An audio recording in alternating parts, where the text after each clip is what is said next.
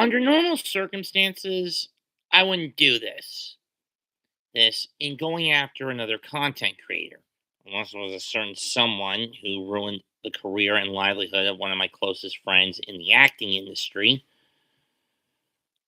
But I've basically sworn off that for the better part of the last year or so.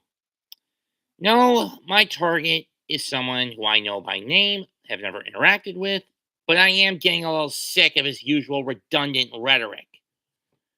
A man who is as much of a powder keg with basketball, if not more so, than I am with baseball. The man in question, Donald Hadesman, aka Awful Coaching. Yeah, you heard me right, coach. I called you out. And what is my problem with you, sir?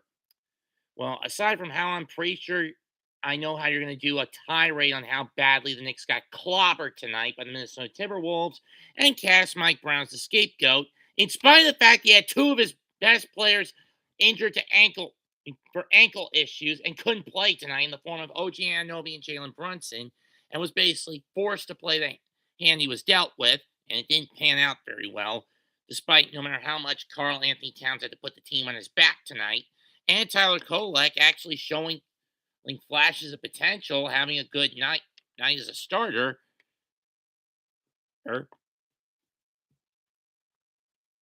or in terms of productivity. My main problem with you has been pretty boiling for the better part of a year. And what's the problem? Well, most of your videos for the better part of a year these days have been either when it's a negative video, you have been ripping at coaches, players, calling the fans, the owners, the coaches, terrorist criminals, saying you're living in North Korea and all that bullshit. But here's the thing, to me, that's fucking projection by you. That you kind of remind me of Tom Thibodeau in the sense you are so stubborn to stick to fundamentals, not realizing that sometimes the fundamentals are not going to fucking work, especially when they get crossed up and can't get to those spots in time. Sure, I got on the Knicks case tonight in a Discord server where I was watching the game.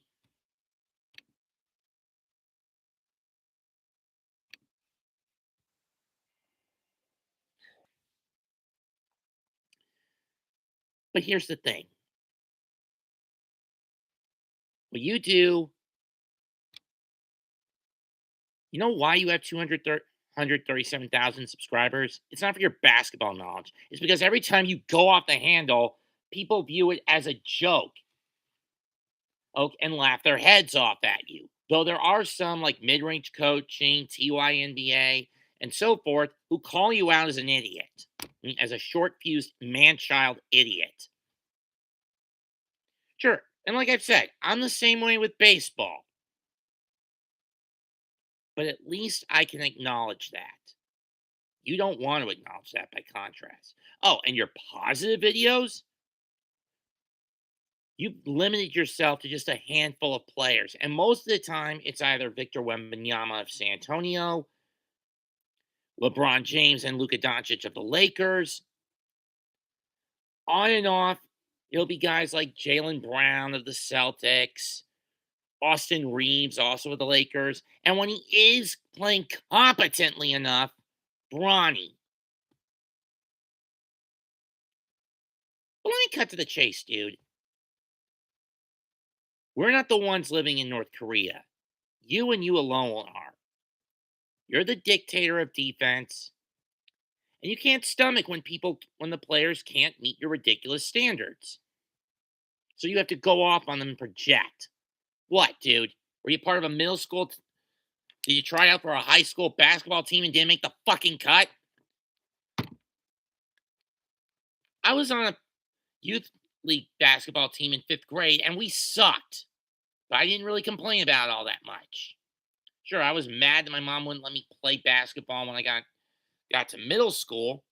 She wouldn't even let me play in high school. I was stuck as a bench, as a scorekeeper, as a statistician,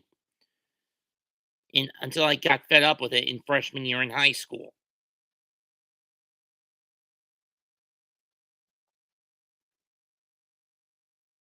And my channel, as I've said before, it doesn't focus on basketball. Predominantly, this channel has two, maybe three loves to it, sports attached to it: pro wrestling, baseball, and recently I'm getting back into doing football calls. I mean, on the off chance, if a ball game gets washed out, I'll do a hockey call.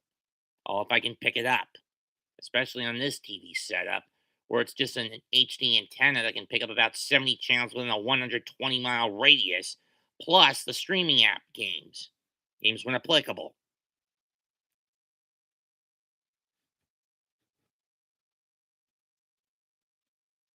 But honestly, Donald,